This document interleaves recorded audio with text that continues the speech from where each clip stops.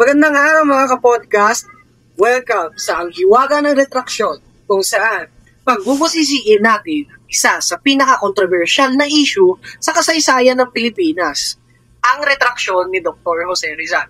I'm your host, Sean Ivan Soriano, and together with... Hi, I'm Micaela Espellarga. Hello, I am Salima Salik. Hi, Grace de Acosta here. At ako si Rina Lindy Balote at samahan niyo kami sisirin ang mga lihim at kontrobersya sa likod ng di umano'y pagbawi ni Rizal. Oo nga, yan yung tanong na paulit-ulit na binabalikan. Binawi ba talaga ni Rizal ang kanyang mga isinulat laban sa simbahan bago siya namatay? That's right, Ate Grace. Kasi if true nga yun, big impact yon sa imahe ni Rizal as bayani at reformista. But if hindi naman yun totoo, maybe a victim of propaganda lang siya. Pero, teka. Parang labo rin kasi sometimes, di ba? Ang daming kasing version. May mga nagsasabing pinirmahan lang daw siya. Or meron din naman nagsasabi na forged lang yung mga dokumento. Ano nga ba talaga? Yeah, true. Parang mystery of the century talaga siya. Pero, bago tayo maglagay ng conclusion, let's rewind muna. Ano nga ba ang retraction na to in the first place?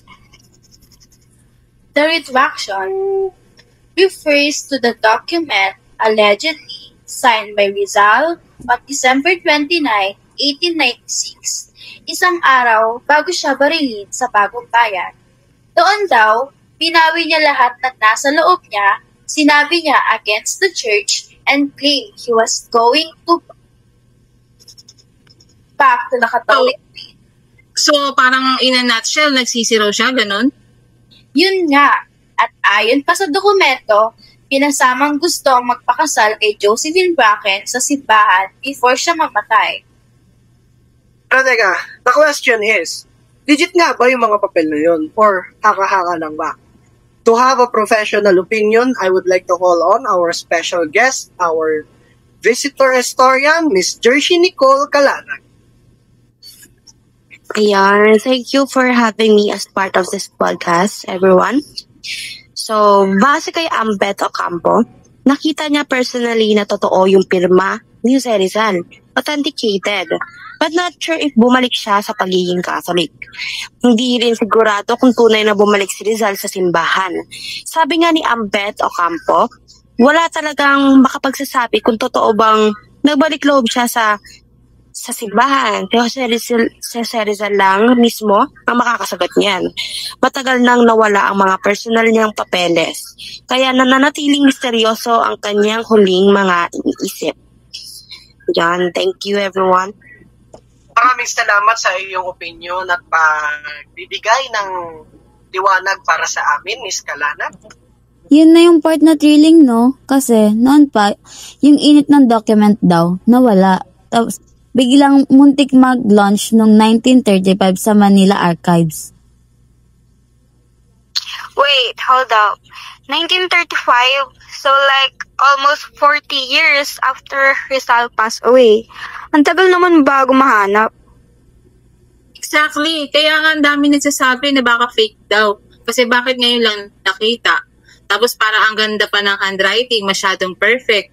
Para sa isang tao, isang araw na lang ang buhay.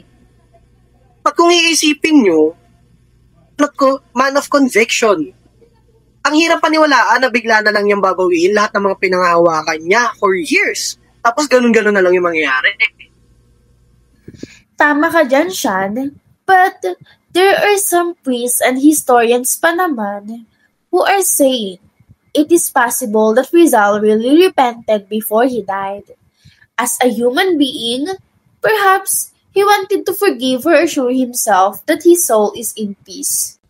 That is so true. Kasi, hindi naman ibig sabihin na mahina siya, diba? Maybe, he just wanted peace. Minsan kasi, forgiveness doesn't mean defeat. Right? So parang depende sa pananaw mo, no? Kung historian ka, gusto mo ng ebidensya. Pero kung believer ka, baka naniniwala ka sa pagbabago ng puso ni Rizal.